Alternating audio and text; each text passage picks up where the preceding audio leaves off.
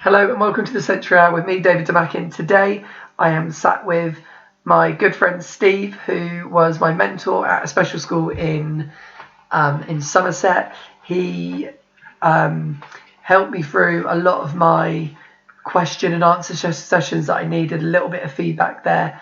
Steve has worked with young children all the way to young adults with autism for nearly 3 decades, and whenever I needed to have an impartial decision, if I needed to be told I was right or wrong, or maybe we should go this route, I knew that I could always get a really good response from Steve, and he wouldn't sugarcoat it if he thought that I should go down a different route, and it was always really good. So I think today it is important that we get Steve's views. So hello, Steve. Hello, David. You're making me sound very old. 3 decades. Gosh, I just realised that's 30 years. Not quite. I mean, I've been involved with autism. This is my 25th year. Now, I remember a story that you told me when I first started Fairmead, and it was I was dealing with a student, and I'd just been hit, and I come to you and said, I don't know what I'm doing wrong here. And you told me a story that it was when you went shopping with a couple of boys, was it? It was indeed. It started a long time ago. A brief history of how I got into it is when I was young, 16, 17, I had a place at college to teach. They were called mentally handicapped then. But I also thought I was going to be a professional footballer. And a football club came in for me, and I went on trials, but needless to say, I didn't make it. And so I went off on a tangent and was doing another job. And then one day I was driving along, and on the radio came a request for people to come and help this Dutch autistic boy. Now, I knew nothing about autism then. So I went along and I loved it. I loved what I did and what the parents wanted me to do with other parents. And I began to notice a great big gap in terms of people's knowledge of autism. So then I became a respite carer for Somerset. And the first set well, they weren't a set, but the first kids that I had were twins. And I thought, wow, Steve, this is easy. Let's take them across to the supermarket. So I took them across to Sainsbury's. Suddenly we get into Sainsbury's and they are running around every single aisle. They're lying on the floor. They're screaming. And I immediately wanted to put on my forehead, these are not my kids, because I was so embarrassed. And so from there, I went away on a course from an American company. And one of the answers that the lecturer gave was, why are you worried about people you'll never meet again? Why are you worried about their opinions? And really that changed my whole outlook on behaviour, on autism. And from there, I just dedicated sort of the rest of my life to working with children with autism.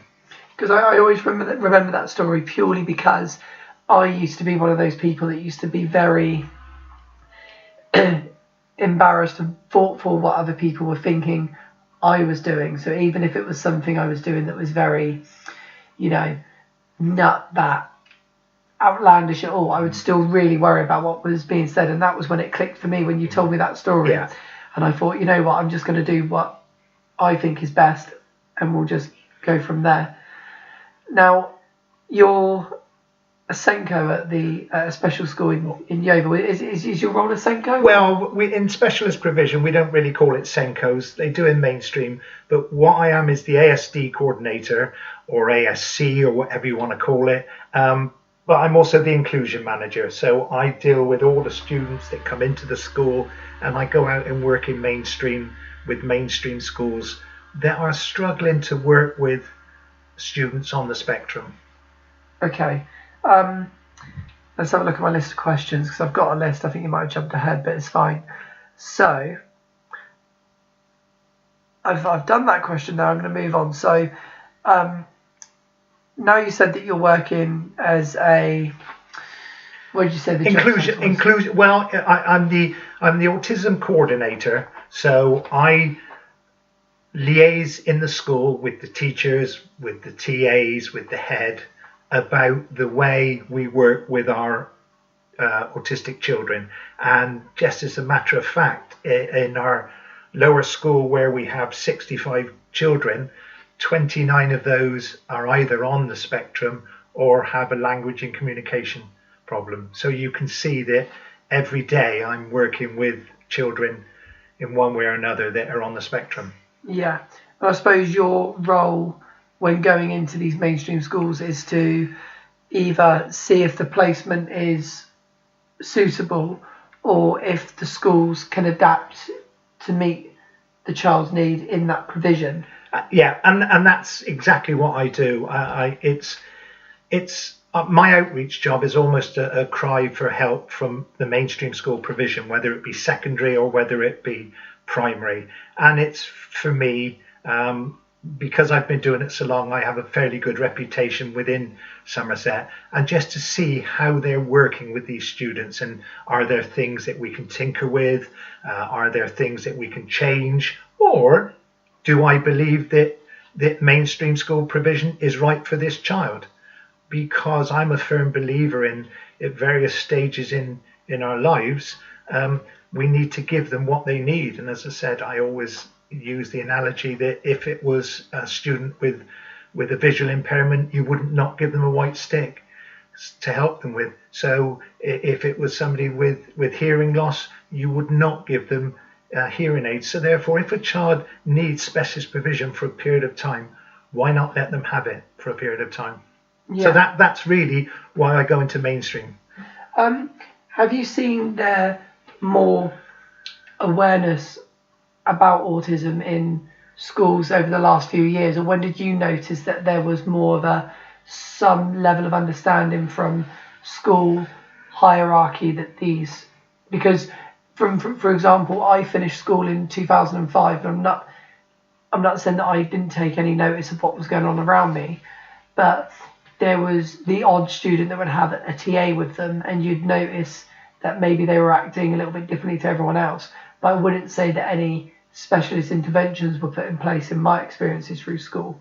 Would you say that there's been a change, or is it still that schools are trying to find their way in, well, mainstream schools in particular? Yeah, and I think that the big buzzword that has been used for the last 10 years is inclusion. And I know that most local authorities want to include their children with SEN in a mainstream school provision. And I think that's very good. But there are also some students that cannot adapt to mainstream school provision. So sometimes I have sympathy with a mainstream school who suddenly have an autistic child come into their school that they've never had before. The teachers and probably LSAs have not had much experience with them, and they're suddenly confronted with behaviours that they haven't seen before. I suppose then what would be the immediate fix then? So is it simply training for those people? The immediate fix is, for me, is for every person that works with an autistic child to stop and think how the autistic brain is working. We tend to make judgments based on our own experiences and not what the autistic brain is thinking. And so therefore, I'm a neurotypical person, hopefully, but an autistic child isn't. So therefore, it's no good using my terms of reference in my brain for how that young child is working and thinking. And for me, no child comes out the womb naughty. It's about learnt behaviour, and what we have to do as educators is unpick that behaviour and try and find the key. Every student that I've ever worked with, and if you want to work it 100 times 25, that's over 2,000. They've all had a key, the key to their brain, the key that what makes them tick. And it's about us as educators finding out what that key is and then moving on. So let's say, for example, as a young autistic child goes into a primary school or wherever this child may be, it isn't necessarily working, needs aren't being met. When you go in, would you be able to have a, say, frank conversation with the teacher or the LSA and say, look, this is what I would suggest, and how are your views taken upon? Are people quite defensive, or are they, I mean, or is it different? No. I mean, I always have a professional discussion with the teacher. I mean, part of my learning the ropes is I went off to Exeter University and got a master's degree in special educational needs, which included a dissertation on autism. So I'm fairly confident that most of the things I say are somewhere on the right track. I make it very clear when I go into mainstream schools that I'm not judging the TA and I'm not judging the teacher. What I'm judging is the environment that this child is in and why this child is struggling in the environment. Because some environments you can't change, some you can. But it's about explaining to the teacher and explaining to the TA, and if necessary to the Senko and the head, about things they can add on, like now and next, our visual timetables, all these sort of things that our autistic children need, which to us who work in it every single day is second nature, but to a mainstream school is not second nature. Is one of the things that you would suggest be downtime in the day? So in my current provision at the moment, I've put in onto timetables certain things like quote unquote sensory breaks. So between each lesson, so instead of going, that bit's done, now you're into the next bit, give them a little bit of downtime, so there's that time, just, you know, a middle ground, rather than just going bang, bang, bang, bang through, and, you know, your mind can get a little bit scrambled. And I would say, why wouldn't we? Why wouldn't we give them that sort of time? We're all different.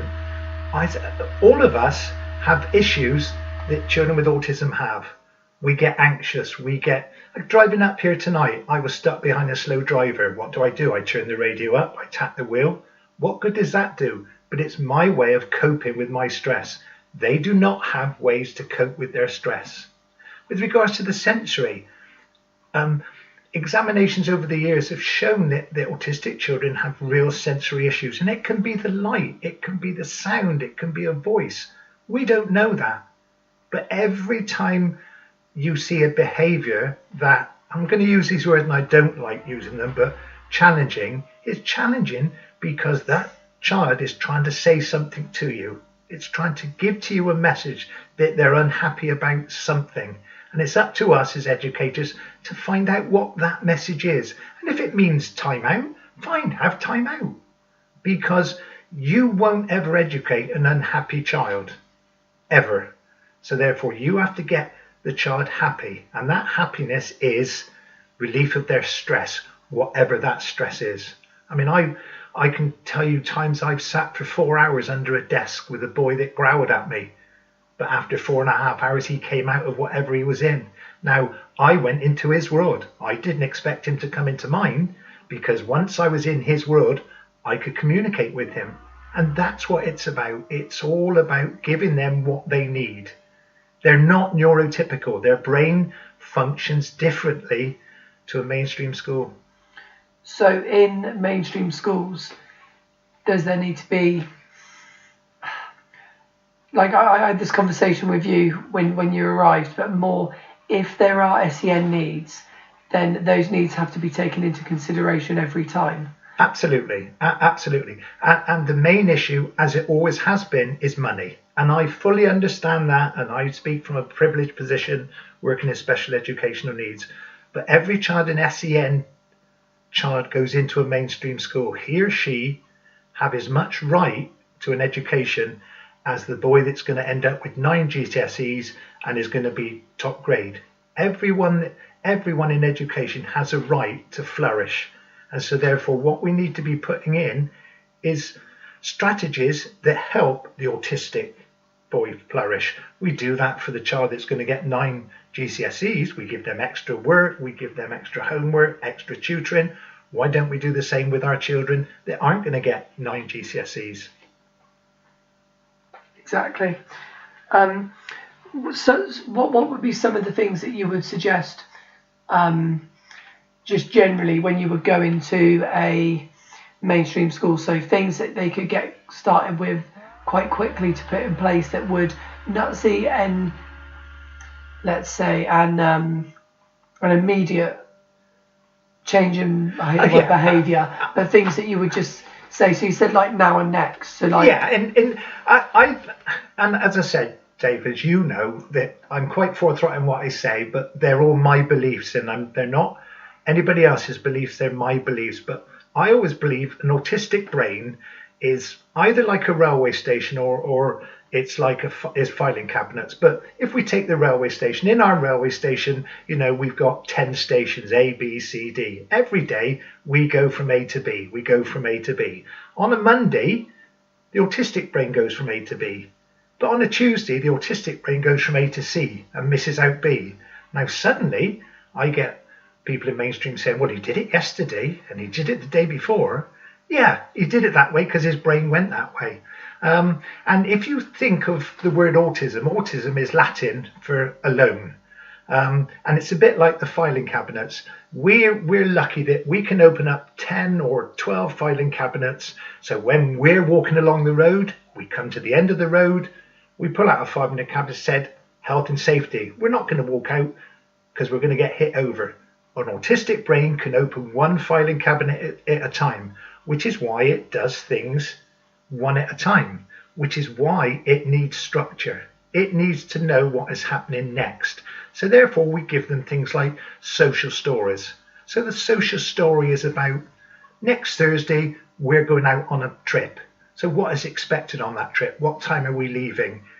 What time are we coming back? When are we having lunch? Is Mrs. Smith coming? So all those things gives an autistic brain the chance to know, I haven't got to worry and be stressful about Thursday. So that's a social story. And then we give them visual timetables because autism is all about social and communication. So therefore, if we give them visuals, like a visual timetable, like a now and next card. So now this is what we're doing now, this is what is coming next. And then we give them a timeout. Right, you do this and you get 5 minutes timeout. It's about getting the package together so that this student functions at their level.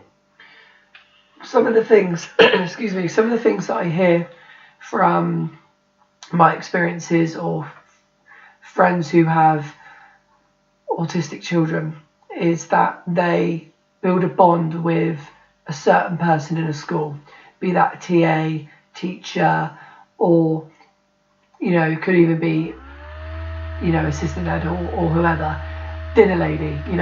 They build that bond with that one person. Now if what I'm trying to say is that if they've built that bond, surely that is a positive to begin with, and you give the person what they need at that time. Absolutely right, Dave. I see your Facebook and I see you with mates that you've known since you were 6 and 7, and just because you're attached to those mates, you make other friends, but you don't ever drop those mates. And it's about having a communication. And if an autistic child is comfortable with me, then I will deal with that child. If they're comfortable with somebody else, but that somebody else happens to be the dinner lady, I don't worry about that one little bit. What he's doing, he is making communication. And I go right back to autism is about language and communication. So if he's feeling or she is feeling happy and confident to talk to that one person, absolutely fine. I'll do lots of things through that one person so he or she then begins to trust me. But it's about getting into their brain, and it's not trying to dictate our way to them when they're not ready for that. Okay. Now, one of the things that it isn't to play devil's advocate, I don't think, but if that person is either off sick or something like that, is it important to try and build a small team around the young person, but I suppose at the same time being mindful of not forcing it, because then it's you never force anything. And the one thing about autism is, certainly won't happen in my lifetime, there won't be a tablet or medicine where somebody can take and then the following week they'll wake up and their autism is gone. Their autism will be then for the rest of their life. And it's about how we manage it and how they manage their life. So it's ever continually changing all the time. We change. And we change for something for 1 week and then we move on to something else. So if they're making a really good bond in a relationship with one person, yeah, we will gradually. But what we don't do is say, right, you're going to go out on the playground now with the rest of the group. You're going to work with Mrs. So-and-so. And going back to what we were saying about the person being off sick, you have social stories which do things about so-and-so being off sick. So there is no question where there isn't an answer to. So it's about, as you said, almost being in their world, being in tune to their world and knowing that these are the things that we have to put in place to support and manage this person. And it's very difficult. I mean, you know, I've been involved in it for 25 years and I'm still learning. So I quite understand where people say I struggle to understand autism. That's fair enough, and I understand that, but that's the only way we're ever going to be able to work and offer them the full potential, is begin to understand them, understand what makes them tick, and then, if necessary, change the curriculum in the school for this one particular child, change the behavior, you know, change the timetable. It's about, you know, not, in my opinion, you know, fitting a round peg into a square hole. It's making the square hole slightly more rounded so they can fit in. And that for me is about what mainstream is about, is mainstream making the square hole a bit rounder so that the autistic child can fit into the mainstream school environment. It takes a really good flexible school though in order to do those things. Would you say in your experience that schools are willing to put those in place? Is it that they haven't experienced these needs and they are willing to do it, or is it that schools' behaviour systems and things like that can be quite rigid? Some are, some aren't. I mean, you know, I work in South Somerset, and you know there are some very, very, very good schools, but there are also some very rigid schools. And it's, you're in my school, so you comply with what I do. You know, and again, I go back to, it is money, I understand that, but also it's about having the will to want to change. And I'm not sure that with the pressures that mainstream schools are under from government about producing results, whether our poor ASD children suffer because of it, because they're not GCSE, you know, because they're not SATs. And I just sometimes worry that we're left, our autistic children are left by the wayside. Yeah. I'm going to backtrack slightly and go back to what that person needs now is actually, it's okay to give them what they need at that specific time if that's what helps them manage. Absolutely. I mean, the great skill of us all is finding out whether they're actually being a child that is trying to play the system, or whether autism is kicking in. And that's a skill you learn as you go along. So I can quite understand people saying to me, oh, well, they're manipulating, you know, this and they're manipulating that. But in my experience, in over 2,000 odd children, very, very few manipulate. It's all about their autism is causing them to have a stress about X, Y, or Z. And if, you know, and if students are going into mainstream, then mainstream must accept them for who they are and make their schools ASD friendly.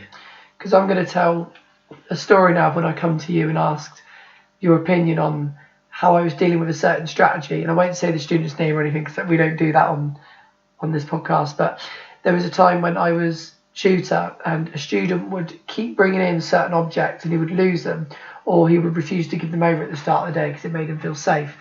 Now, what I did was I banned him from bringing in any objects. And what he was doing then is he was bringing in more, but hiding them around the school and in his bag. And I remember after about a week of doing it, I was sort of influenced by other people and other teachers that were telling me, actually, this is now an issue, we need to sort it. So, which is why I banned them. And I come to see you and you said, why can't he bring in the toys? And I was like, because this is happening. Like, but why don't you do this? And what you suggested was that that I would do a transitional object with a student. So he would bring in a certain toy or an object, and he would then swap it with me. So I'd have his and keep it safe because he trusted me, and I would give him mine objects, then he would take it around and take care of it. And we made a box and we put it at the start of every day, and it became a routine, and it worked so well that I did that with this student for, it must have been about 15 or 16 months, and I've never known a strategy to work with that particular person for that length of time. Now, I suppose my point is that I saw a problem and I went down a different route, whereas I suppose what I'm trying to say is that there's so many different avenues that you can go down, and because I got to the point where it went wrong, I needed other input, whereas if I would have got other people's points of views first, then I could have put that in place originally. But I suppose before I get you to speak on it, is what in my experience, which I'm sure, well, I hope you might back me up on, is that every thing that you put in place, there will be a counter quote unquote behaviour with, and it's maybe working through all of those, because we won't get to a time when we go, brilliant, job done, everything's fixed. It will always create something else for you to work on. It will never be fixed. And earlier on in this conversation, I mentioned about the taking stuff away because it works, and it's about scaffolding. You never take the scaffolding away. So there is no right or wrong way. There is a way that works. So, I've probably got in my office probably about 50 books on ASD. I've been to lectures, by lots of well-informed autistic people.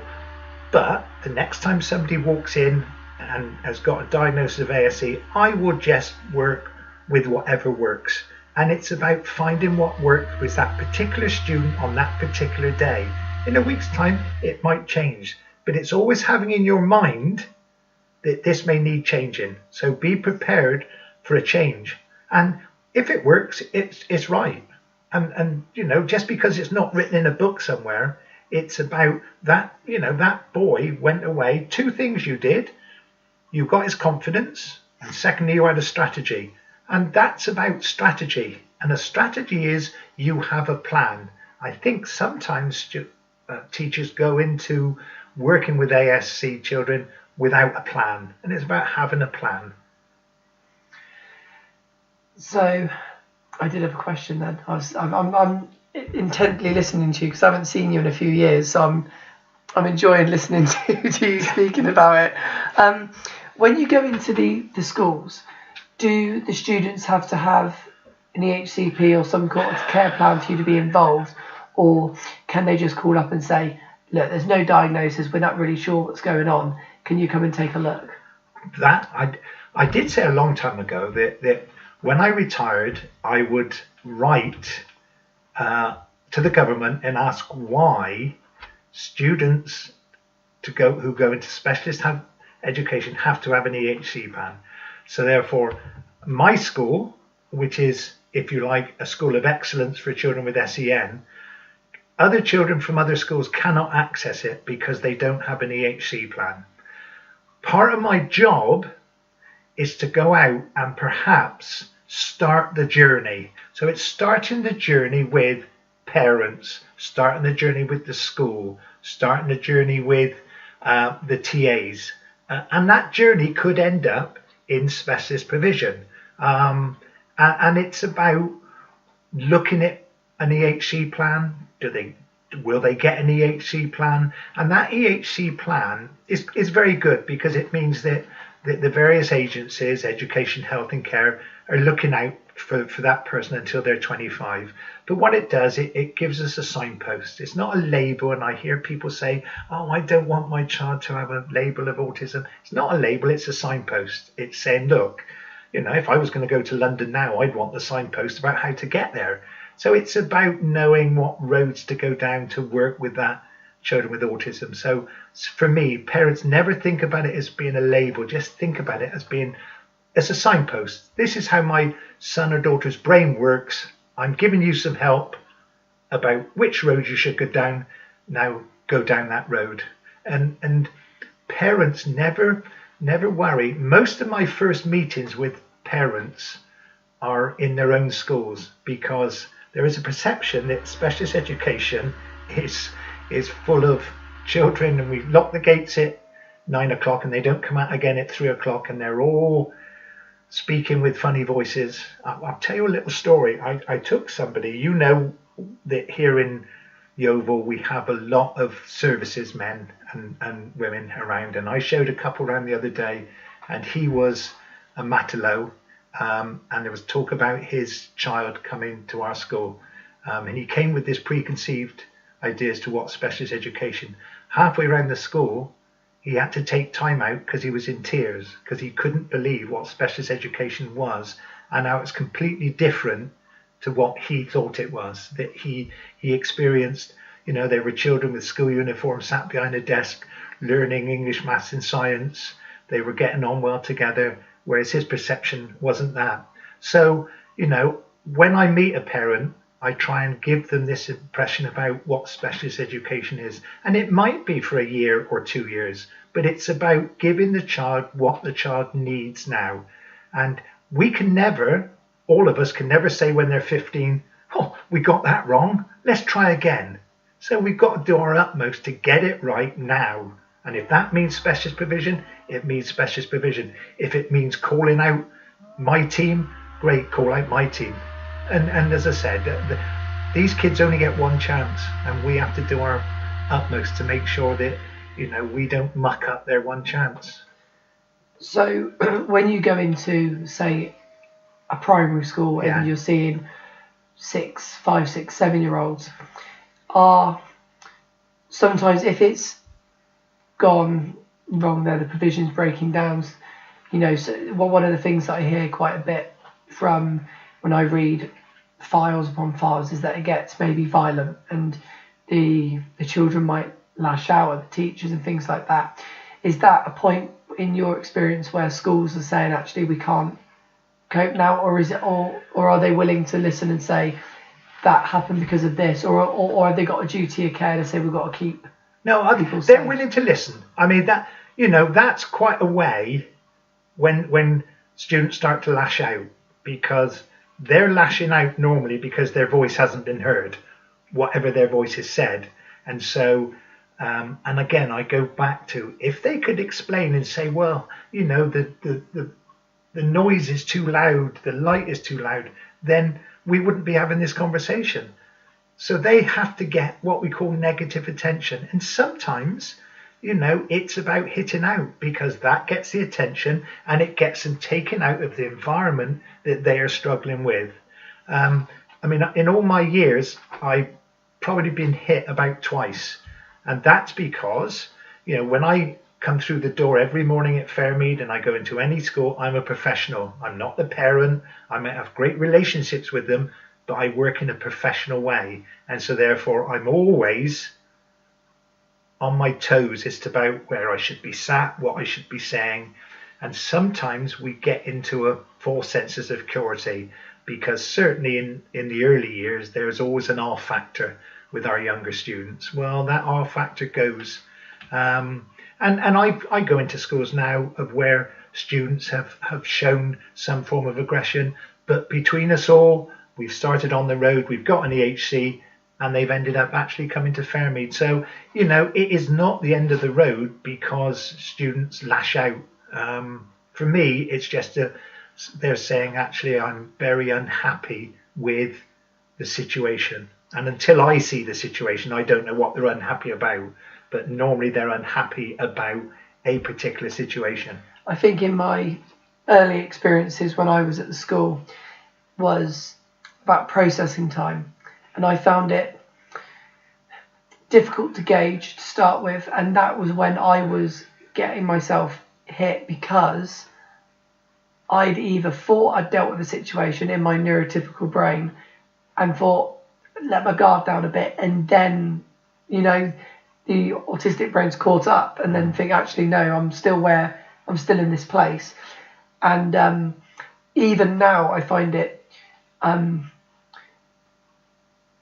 it's a little bit sketchy in mainstream schools about processing time. And I think, you know, when I was at the school, it might have been, again, with you, because I went and spoke to you about lots of different things when I was at the school, because you're my mentor. And there was a time when I was asking a young girl to do something, and I'd say to you, I'm just not sure why she wasn't responding. And we went through social stories and things like that. And then it twigged that actually I was repeating myself when asking the question. So I was doubling the processing time by just saying simple things like, do you need the toilet? Do you need to go to the toilet? And then that is just double the time. Yeah. Would you say that in your experience, processing time is something that generally people find difficult to understand? Or well, they find it difficult because mainstream is very much go, go, go. That's what mainstream life is about. And I'll tell you 2 interesting stories. I won't tell you either of the schools, but I went to work in a school, and it was a secondary school, and I was working with an Asperger's boy, and we were in a maths lesson, and the teacher looked at him and said, Sam, do you know what 8 times 7 is? And Sam said, yes, thank you, and carried on working. And then the teacher sent him out for being insolent. So when I debriefed with the teacher, I said, you didn't say to Sam, could you tell me the answer of 8 times 7? You asked him a question, do you know what 8 times 7 is? And he answered by saying yes. So he actually wasn't being insolent, he was answering your question. So it's about phrasing the questions in a way that you want to get the answer out of him. And the other little story I'll tell you about, which is about what you were talking about processing. About 10 years ago, I decided to, I wanted to see how adults worked. So I went to work for the Autistic Society at Somerset Court, and which is near Burnham-on-Sea, and that was with adults.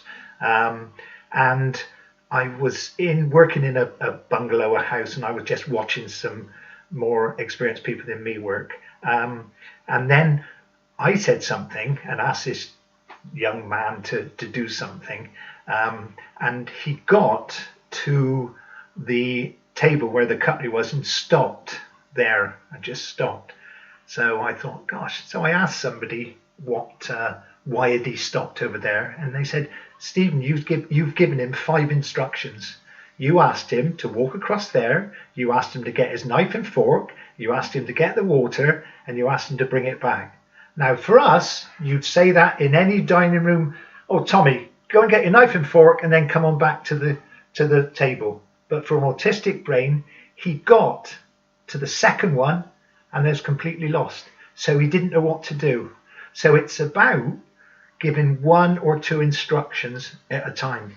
Give them time to process. And that goes back to your task board, even at primary, of 1 instruction at a time, and the filing cabinet. Yeah, like you said, one drawer at a time. It's just, one is, so many, I sit and listen, and it's, oh, Tommy, go over to the wall and get me 5 sets of this and 5. And I say, look, Tommy will have struggling getting to the wall. I said, so it's about, Tommy, go across there, please, or write it down so he's got something visual. And you don't have to write all the little and it. You just need, walk, desk, paper. So it's not giving them too many words because, as I've said so many times, it's language and communication. So if you're having difficulties with language and communication, why give them a paragraph where you can give them 1 sentence? And what we tend to do, because that's the way we all are, we tend to flourish all our words. That's great for mainstream, but it's not all right for autistic. It's very short and sharp. I remember when there's a few instances that stay with me, and when I write social stories, what I do is I type them up, and then I say in my brain, how would Steve critique this? And I go back through, and I remember I wrote a social story for a young man about how I needed him to section a DT lesson for him, and I showed it to you, and before reading it you went, it's too wordy. And I remember getting my back up a bit thinking, you haven't even read it and you're saying that it's too wordy, and you got a pen and just crossed out about 3/4 of it and go, there you go. And I was like, but it doesn't make sense. It doesn't make sense to you though, but that will make sense because you knew the child. You knew that I put too many words in there and I fluffed it up, and you just went, there you go. And it works for a year, the full year, the same social story every time at the start of the lesson. David, was I that horrible when you were there? God, I need to go home and look in the mirror at reflections of the way I talk to people. No, that's, you know, what I want now in my school now, although I oversee it, what I say to staff that come to me about social stories, I said, you write it.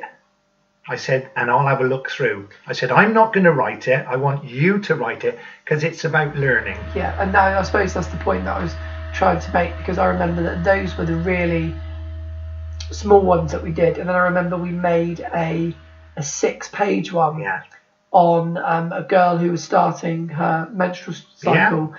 And I remember going to you and not knowing where to start with it because I didn't know language and terminology, and you said, have you spoken to the parents about what they call certain parts? Like, no. And they're like, well, everyone's got to be on the same page or it's not going to work. And I was like, one of those, if one of those missing links wasn't there for that 6 pages, then it would have just fallen apart. And I suppose it's, what I'm trying to say is that I lent on your experience there to guide me, even though I wrote it and then I passed it on to you and you typed up the last bits and bound it and made it like a proper book that we could go back to, like a piece of work. You know, I remember one went home to parents, one stayed in the class, and then we put one in every classroom that she would visit, so that if it did get to that point, every single member of staff knew. And I suppose it goes back to the word that I use a lot in my school, which is consistency, and that if everyone is using the same approach, it's more likely that it's going to succeed. Yeah. I mean, I could tell you an interesting story about that, but I used to spend a bit of time in the classroom, and it may well have been that same girl, but I was teaching, I got a feeling maths or something one day, and suddenly she stood up at the back of the class. She got out a fresh tampon and said, Mr. Coles, I think it's about time I changed this, which goes all about the social skills. And you can see all of this theme tonight has been about communication, and it's been about language. And so, you know, what we have to do is we have to make sure that they understand in their way. And social stories are about predictions. Social stories are about what's going to happen in the next lesson, what's going to happen tomorrow, what's going to happen next week, and what is expected of them. So you're allowed to put in my impression, it's no negatives, it's about all positives, but it's about what is expected of them. And I've found, touch wood, social stories work. We've just done now. We have got change of classrooms next year, change of teachers. We're going out to Creeley. I've done all social stories for all of those, because you can never have too many social stories. And if one person needs a social story and the other 75 don't, fine, that one person needs it. So also with the same student, I remember, again, it was probably a conversation I had with you. This young lady, she struggled after swimming to get changed. And I remember that at the time, because she was quite new to the school, female member of staff was going in and assisting her to change her. And I remember going to see you and saying, look, she's 13 and 14. I don't think this is right. I think we need to be pushing her on slightly, even if it creates more work for ourselves. This is a life skill that she's going to have to learn to get dressed. And I suppose that's really important as well, about not just accepting that some things are the way they are and trying to push people on as well. Never accept things the way they are. I mean, during all my career in SEN, I've gone on the basis of, when I go home at night, if I progress somebody on a quarter of an inch, then I can put my head on the pillow and go to sleep. It's realizing that every student, no matter how they appear when they first come in, you know, will have a chance of achieving something. And what we want to be able to say is, when they're 18, 19, 20, that they may not be doctors, they may not be policemen, they may not be teachers, but what they can do is they can support themselves, they can make a cup of tea, they can, you know, they can tie their shoelaces, they can dress themselves. Isn't it more important that you can dress yourself and tie shoelaces and make a cup of tea than it is being able to say au revoir in French? In my opinion, the life skills are far more important than that. which is why I always focus on, this is what they need to be doing. And so something like that, I would say a strategy that and I know we used to swim and go down on a bus, then I would take the people carrier down, and it was more important, and her target would be to dress herself, because you could say probably by about the 9th week she would dress herself exactly the same time as the others. But if you rushed her, she would become hurried and flushed and wouldn't. So it's about having the strategy, and the strategy is, look, don't worry, let's go through this. Here's your social story on the wall of what to put on next. Put that on the side of the swimming cubicle, and then we'll go down in my car, or we'll come back on the minibus. That's a strategy. And so by the end of the year, she's dressing and she's on the coach with everybody else. But it's being able to adapt and not say, well, this is what we all do on a Friday morning between 10 and 11, and we have to be on the bus by 10 to 11. We don't have to be on the bus by 10 to 11, because it's about what this girl needs. And this girl can't be having somebody help her to dress when she's 25. Yeah. So. Exactly. One of the things that you were heavily involved in at the school was the bass. Yeah. And just as a little crash course, explain what the bass was. Right. The bass was a room, and bearing in mind we're probably talking 10, 12 years ago, was a room where, and it was a large room, where students came when they found the classroom environment or the playground environment too hard to handle. And what would happen is a child would go out the class or be on the playground. I would get a call, and I would go and work with that child and try to get them into the base. It was a safe space. Now, it was a sensory safe space because it was quiet. There were teach cubicles in there, so there was nothing distracted about it. And it was about me sitting and observing and seeing when that student was ready to talk. And as I said, the base was where I sat under the desk for 4 hours. But at the end, we solved the issue that this boy had. Now, part of my job was to sit there for 4 hours, because I don't want anybody to go home at 3:30 with a problem that has been caused in school. I want them to go home thinking, great, another day finished. I want to come in tomorrow morning, because it's about making our children want to come in to school. And I'll just give you another little story now. We've just had a boy start with us. He went to a primary school here in Yeovil, finished at year 6, was due to go to a secondary school, did not turn up for the whole of year 7. We got the consultation papers. I went to visit him at home, got to know him, got to know his mother, made a recommendation that I thought they should come to our school. That boy has not missed a day's schooling in year 8 since he started back September. Now, I would ask somebody the question, why didn't he want to go to a mainstream school year 8, but he's happy to go to a special provision year 8? And it's about what we've talked about. It's about finding the key. It's about adapting the environment. So, it's treating every individual as an individual and going on that journey with them. And with saying that, I would witness you with, so at the time when I worked at the school, there was maybe 95 students in the school, and they all gave you that key in different ways. So just one off the top of my head, there was a young primary school boy that used to walk into the base and would push over every individual chair. He'd do it, and you would sit there and you wouldn't say anything because you knew what he was doing. He'd do it all, and he'd stand there and you'd wait, and then he'd say, I'm very cross, or I'm really cross. And you go, oh, hello, I didn't see that, and talk through it. And then by the end, he was picking up all the chairs. It's almost like I'm finished now, see you later, I'm going to go. Yeah, because I've tried always to conduct my life with humour, and the students know that. So it's about humour when humour's needed. So they begin to trust me because I can be quite funny at times, but them also knowing that where the boundaries are. Now, it's about knowing your pupils and knowing what made them tick. Now, I'm sure another teacher from Fairmead might have come in and said, you pick up those chairs.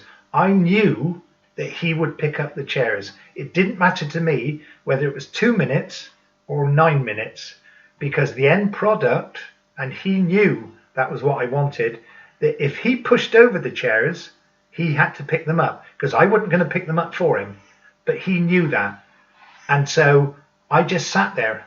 And so because he knew me, he knew at some stage before we were able to progress and him go back to the playground, go back to the class, he would have to pick up those chairs. And it goes back to, I had the key with him. And it's about, knowing what makes him tick, knowing not to jump straight in and say, you pick up all those chairs, will you? That young man's still with us, by the way, and still getting cross. With one thing that I'd say when I was at Fairmead is that I'd say 95, maybe even more, I'd say 98% of the students, you had the key for them students. I'd say there was 3 or 4 that was their personalities and the way they gravitated towards other members of staff, which is absolutely fine because we all gravitate towards different people.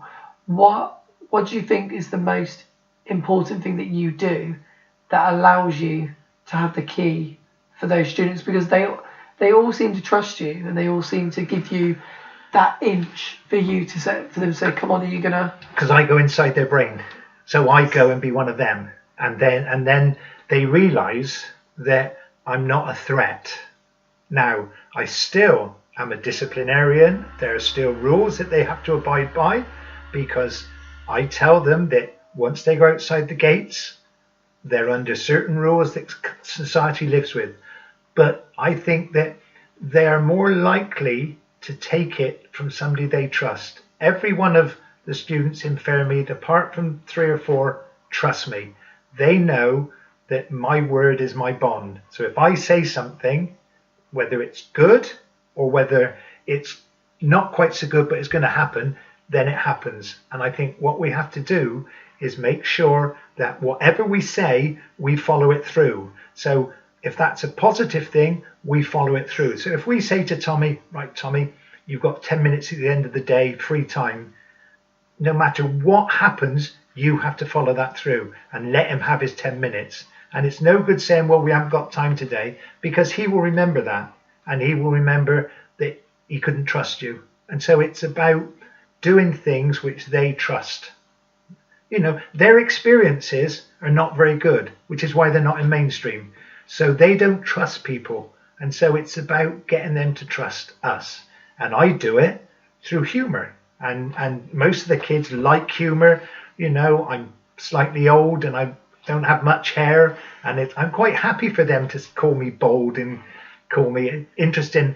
As you can see, I've grown a beard, and I grew it for Movember because a couple of friends of mine had testicular cancer. And then I kept it. And coming up to Christmas, one of the students in the corridor saying, oh, Mr. Coles, he said, you can be Father Christmas this year because you've got his beard and his belly. Now, that was brilliant that he'd even come up with that humour. But I can see 1 or 2 other people would have got quite cross because he made reference to my belly. But it's about understanding them and understanding there's no harm in what they do. And that's a student who will come and see me in the morning. If he wants a hug, he gets a hug. And that's what it's all about. It's going all about the key and finding the key. One of the big things that all the work that you do really is based on social skills and building up an understanding of themselves, the wider world, and things like that. One of the really amazing things that Fairmead does is the after school club where you guys cook and certain students get involved with the cooking, they do sport, but then you all come together and eat at the table as like one big family. How did that come about? Has it always been going, or? No, I started it many years ago because I also run a parent support group for parents with children who have autism, and I kept getting told there's no youth club in Chard, or there's no, and so I was finding that there was a gap, that if they finished at Fairmead, where did they go? So I put it to my head then, could I start a club? And so we started a club for an hour, which went fairly well. And then I said, well, I'd like to extend it a bit. And so we extended it. And we ended up with 40 students out of we didn't have a sixth form then. So out of 66, we had 40 come to after school club. And then I decided that this was not a sports club. It was a youth club, and that we would cook them a meal because it's about social. And so it's now transpired that they come together at 3:30. They can choose what they want to do, whether they want to go outside, whether they want to sit at a computer, whether they want to watch a film, whether they want to read a book. Then we have certain students will go into the kitchen and they will cook a meal, and then everybody sits round a table at about 5 to 5. So even if you don't want to eat, you still come into the hall and we all sit down together and we all eat together. And it's about social skills. And then they all go home at 5:30. And as I said, we're full all the time. And I think it's not, although it's on school premises, it's a youth club. So I say to all my staff, look, this is not school, so lighten up on some of the things you allow them to get away with, but let them enjoy themselves. And so, there are rules. I mean, they have signed a rule book. Their parents have signed a rule book. These are the rules of the youth club. And if you break the rules of the youth club, then I will talk it through with you, and we will see what will happen from there. So they know the agenda that's set. They know what's allowed and what's not allowed. But for me, more importantly, is we're having our year 5 and year 6 mixing with our years 9 and 10, and all socially sat round and just talking and eating. And for me, it's been one of the successes outside of school that we've done. Yes, it was always one of my highlights of the week to do after school club, and we used to have a large rota of staff getting involved as well, because I think it was just whatever's gone on during that day, if there's been a little bit of negativity or whatever, it was always nice for everyone to come together and remember sort of why we're... It's a chance to rebuild. If something happens during the day, I will fall out with people and people will fall out with me. And that's just the start. But the kids will fall out with me. Well, at youth club, something will happen. I'll, make a comment, or I'll go up behind them and trip them up, or in inverted commas, or something like that. And it's about a big family. It's, the staff like it because, they're not doing English maths. They're just doing social things. So it's about the family of the youth club coming together and then just enjoying themselves for 2 hours. And it also gives the parents a break as well. So long may it continue. Yeah.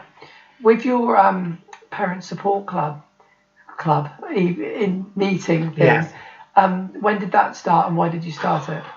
Well, because I can imagine, sorry to cut you off, that it can be quite an isolating place, because from my experience is that home and school, there can be two separate lots of behaviour. You can have someone who's at school who was very timid and very mellow, and then what you're hearing from home is a totally different experience. And I can imagine that for some parents it was quite they could feel quite not embarrassed but confused and alone. It's twofold. I mean, 25 years on, I still have the same discussion with parents about how they feel isolated, particularly when they get a diagnosis. Now, if I had my way, we would have a team that swooped in when a parent gets a diagnosis of ASD, because all that tends to happen is that somebody says, well, your child's got autism, here's an appointment for 6 weeks' time. The parents go home, put autism into the computer and see that their child is going to be Rain Man. And I've had that said to me so many times. So I thought to myself, well, what I need is somewhere where parents can come and have a chat. So we started off and I advertised it to see how it went on a Wednesday evening. And we had a group of parents turn up, and it's open to anybody whose child was on the spectrum, whether they were home educated, mainstream, or other special schools. We decided, did we want to join the NAS? There were quite a few rules about a club, a parent support group with the NAS. So we decided that all we would do would be a group that came together for coffee and chat, and then I would get in a guest speaker if it was needed. But the one thing that comes out of it is that parents of younger children meet parents of older children that have been through exactly the same as they've been through. I always remember, and it stays with me, it always has done, and it must have been about the first or second year, and a man said to me, Steve, what do I do at 3 o'clock in the morning when my son's weeing in the wardrobe? Who do I phone? And that's exactly right. Who is there to phone? So we swap telephone numbers, and we try and be as supportive as we can with each other.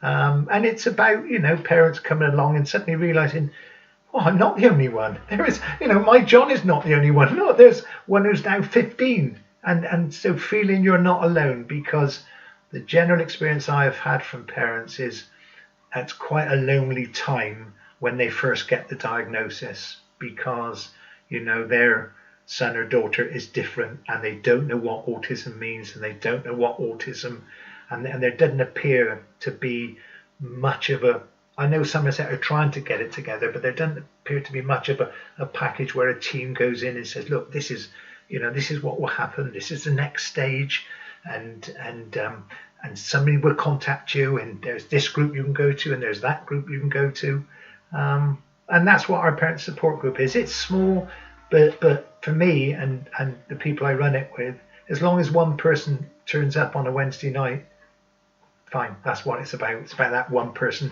having somebody to moan and groan to, or to ask things, and they're still going strong after all these years. So if people didn't want to come to us, we would have closed ages ago, because they wouldn't have turned up. Yeah, no, I think it's really invaluable. It's one of the things when I do a bit of talking with parents and things like that, it's the one thing that they say is how it can be an isolating place, and it's difficult to explain to someone what they're going through if they're not experiencing it, or if they don't have a great understanding of the subject matter either, because it's such a broad and complex subject. You're right, and the sad thing is that if a child's in a wheelchair, there's an R factor. If a child's visually impaired, there's an R factor. With an autistic child, there isn't an R factor, because they look exactly the same as a neurotypical child. So so many times I've heard say, oh, that's badly behaved, he's badly behaved, because he looks like Johnny, who might do that sort of thing. So it's about the understanding of how the brain works. And, he doesn't want to be naughty. What he's actually doing is sending us a message. And so it's quite sad. You don't want to type, I am autistic across there. But you see parents with, my son is autistic, please make allowances, you hand little cards out. Now, I know it's brilliant doing it, but isn't that a sad demeanour for society, that we have to do that? We just can't accept people for who they are. Yeah, there's a few places like in airports now where they hand out lanyards as well, so staff are aware. I mean, I'm because I've worked in autism not as long as you, but it's one of those things that it's a little bit, because you're almost singling them out for being the way they are. So even though it's excellent for other people that may know now the needs that they need to support them. But you see, that's your perception, Dave. I know. Your perception is from a neurotypical brain. Yeah. Do you think the child with an autistic brain thinking, oh dear, I'm being picked out here because the supermarket is turning down the lights? Or do you think they think that? They don't think. We think that. Yeah. And we think that about the cinema. I mean, I have a fantastic time because I run activity days, and one of the activity days is we go to the cinema in Yeovil, and we take over the whole of one of the arenas, and they let us do everything. So we can turn up the lights, we can turn down the sound, now none of those students thinks, oh, I'm so odd because Mr. Coles is having to do that. It's about what they enjoy doing. So again, it's our perception of how they think, and I don't think that they think they're singled out. Because that's about empathy. and they don't have empathy for other people. So why would they think, part of the argument I always try and give over is that we tell lies because we're trying to change somebody else's opinion of us. But an autistic person who is not concerned about whether they're trying to change your opinion or not, why would they lie to you? So if they say something's happened, 9 times out of 10 it's happened, because we all tell white lies to try and change your opinion. Whereas autistic children, they're not changing because they're not thinking about what's going on in your brain. So I think that sort of, I would say, is probably a neurotypical explanation. Yeah, I think so. Just before we finish up, what I have a few of the listeners that have spoken to me are parents, and what they, I suppose, struggle with is their perception on what schools should be doing to support their child.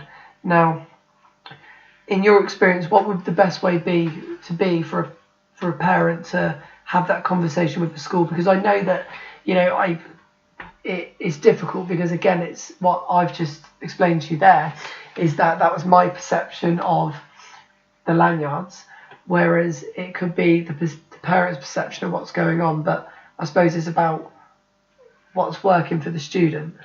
It's about what you want. I had a discussion with a parent probably about a week or so ago, and I said to the parent, this isn't about you, it's about your child. And so it's about, as a parent, what are you looking for because your child's in mainstream? I mean, if your child socially is isolated because of her autism or his autism, so therefore they don't talk to anybody in the classroom, they don't play with anybody on the playground, what is the point of mainstream? So I think you begin with saying, what am I achieving by my son or daughter being in mainstream? Now, if you're looking for this, that and the other, then you need to be seeing that the school is doing that. And my thoughts would be, you go in to see the Senko, you have a chat with the Senko and said, look, this is what my child has autism. Just tell me what you've got to put in place to make my child access the same as everybody else in the class. And then if you're not happy with that, you can always give me a ring. No, I said. But it really boils down to what you expect as a parent from the mainstream and what you expect from your child. So it's a two-way thing. As I said, for me, there is not a stigma attached to a child being in specialist provision. And as a parent, if my child had to go into specialist provision, for me, it would be the right thing for my child if that's what the professionals felt. So once you've got over that, it's about where is your child going to flourish. And if your child's going to flourish in mainstream, fab. Get into mainstream, get and work with the Senko, get and work with the teacher. Don't be hostile. Just ask the teacher each time, what are we doing about this? Are there any social stories? Are there any visual timetables? And really play it by ear as you go along. I never really worry too much in reception year 1, 2 and 3. I think children need to be settled by the time they get to year 5 and 6. But I don't know, certainly in Somerset where I work and live, I have always said parents can phone me up and they don't have to be at my school, and I will offer them advice because I know what it's like not to have anybody to turn to. So it doesn't matter to me if somebody phones me up at 8 o'clock at night and says, oh, Steve, I got this issue with so-and-so, so-and-so. What do you suggest? And I just recommend things. So it's, don't feel isolated. See your Senko, get on well with your Senko, ask them what they're doing for your child in terms of their autism, and just watch it as it goes along. See if there's social stories, see if there's visual timetables. Try and get away on a course. There's courses around so that you're a bit more knowledgeable. One of the last things I want to finish with, which is quite a big subject, lots of parents have always spoken to me about this, is about sleep, autism and sleep. Now, I've had students that have needed medication to go to sleep. Some of the students that I teach at the moment almost have to pass out from exhaustion because their mind is on 52 things at once, or they're focused on one thing and moving on to the next. I mean, in your experience, is there a way where autistic people can be more settled when going to bed, or is it just this is where we are? This is where we are. This is where we are, which is why, you know, you have quite a few students on melatonin and things like that. No, it's, as I said, it's a brain that's different to ours. I think as children get older, their sleep pattern tends to get more settled, but it's about trying to get them settled before they go to bed, and so there's a set routine. And I know, because, you know, I've experienced it, it's dead easy to say, oh, well, just go upstairs in your bedroom and play on your Game Boy till 9 o'clock and then get into bed. It's about having a strategy, having a structure. It goes to bed this time. And sometimes you have to put in the hard graft of, you know, 2 nights, 3 nights, 4 nights sat outside the bedroom door to make sure they go back into their bedroom. And it's about getting them into a routine.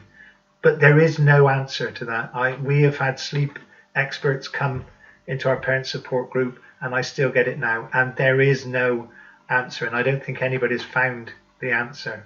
No, because this is one of the things that's brought up to me lots, and I always was thinking, well, if I ask Steve on that, yeah, maybe. No, that there isn't an answer. Because one of the parents showed me a video of her son getting ready to go to sleep, and every night without fail he would do a little bit of pacing and flapping with the arms, and not really stimming, and lots of noises, and it's the same sort of tune every time, and then when finished, lay down in the bed. Then wouldn't necessarily go to sleep for 2 or 3 hours after that. But when I was asked about that, I said, which again, in my opinion, it's that was the child's own self routine to say, this is the end. Yeah. This is the end of my day. Now I'm going to get into bed. What do we do before we go to bed? People go and have a cigarette. They have a cup of coffee. They have a nighttime drink. They have our way. They watch an hour's worth of television. They read a book. And that sometimes is just the way our ASD children de-stress before they go to sleep.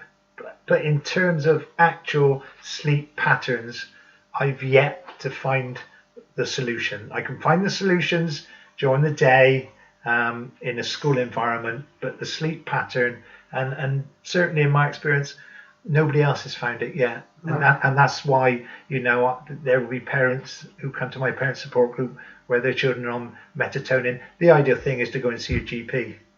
Don't put off, just go to your GP and just explain to them, you know, look, so-and-so's not settling, not sleeping. Is there anything you can recommend? Yeah. And lastly, this is my last point. Dave, this is your third last question. This is my last one, I promise. The fee goes up now after 10 o'clock. With, in my experience, school and home are like 2 separate islands, and they can't really be mixed. No.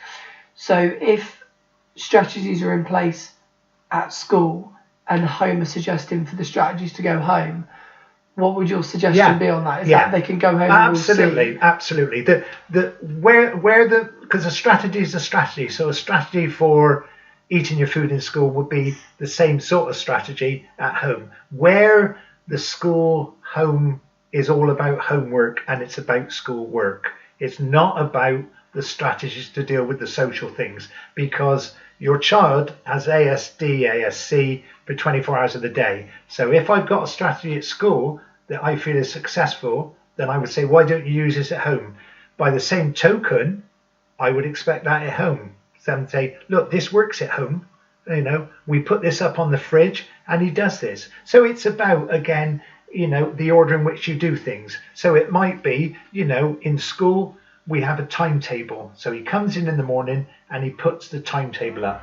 So registration, English, maths, science, does it himself. At home, it might be, comes home from school, hangs coat up, watches 20 minutes of television, has tea. So it's the same visual, so it's sharing, and it's about parents saying to school, look, can you help me with this? But you should be working as one team. Yeah, 100%. Absolutely. And as I said, it's really only about, we struggle to get ASD children doing homework because they see school as being school, and when they come out of school it finishes, and vice versa. So those are the real issues where they talk about home in school. But in terms of the strategies that we use during the school day, I would want to be using, not just use them for 6 hours, you use them for 24 hours a day. So it's about what we've talked about, the scaffolding. The scaffolding needs to be around that child for 24 hours a day. Forget the environment he's in. It's a scaffolding. Whatever that scaffolding is there for 24 hours a day. So it's up to the adults to manage it. So Yeah. school speak with home, home speak with school, involve any other agencies that Absolutely. they need to. Everyone's on the same page. Absolutely, because it isn't about the school, it isn't about the home, it's about the child. So sometimes we have to bow down and say, actually, this isn't about me in the school, it isn't about me as parent, this is about what's best for Johnny. Am I going to get what's best for him with us two working together? I think that's a perfect place to end. Good. Thank you, Steve, and I will let you go home now because it's quite late. It's very late. Right. Okay, so I've just finished with Steve. I've just shook his hand and let him go home as it is quite late. It's especially late for me considering I've got baby asleep upstairs. It's nearly 10:15, which is well past my bedtime.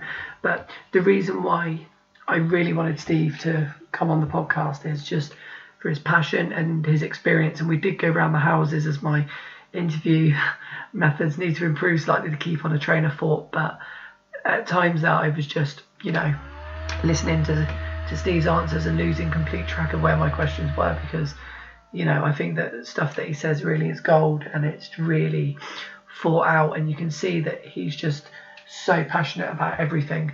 I've just spoken to Steve there and, as I've gone to go, he said, make sure that some of the parents that you spoke about, in the podcast, that they have my number so I can go around and help them. And, that's just the level of the man that he is, about how much he wants to make an impact with autism and just how much he's dedicated his life to it.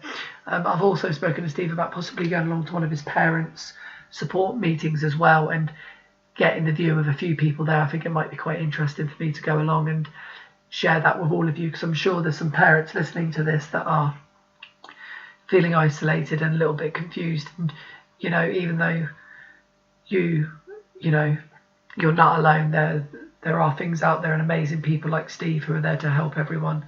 I'm going to wrap up now.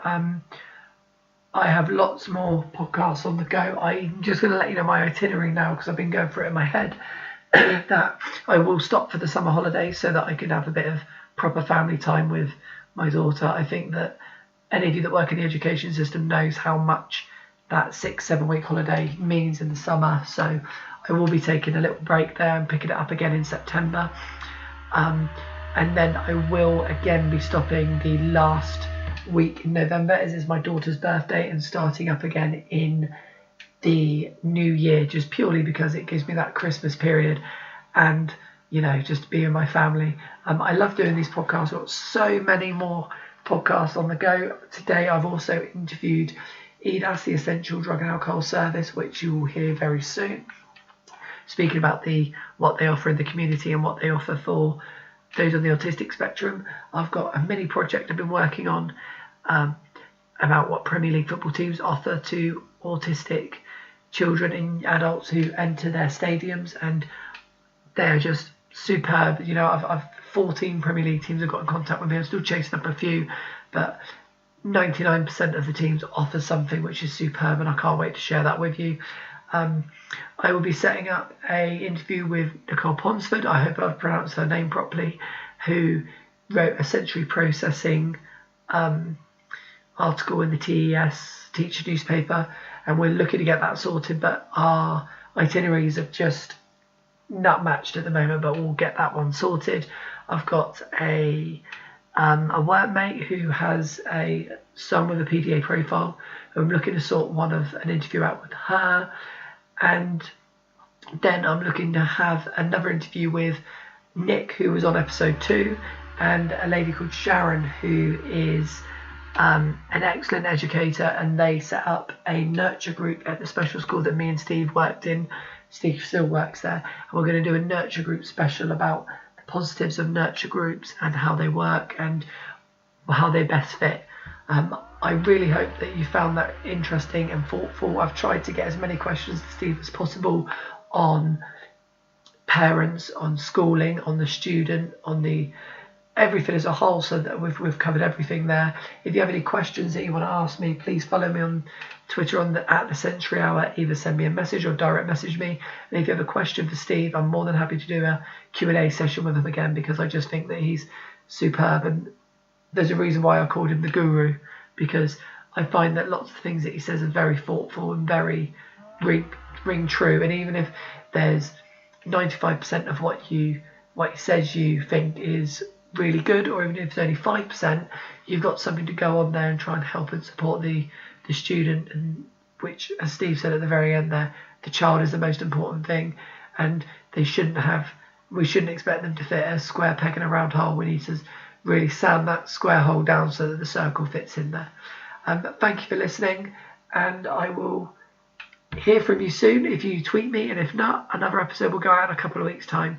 Thank you for supporting the show, and this has been the Sensory Hour with me, David Demakin.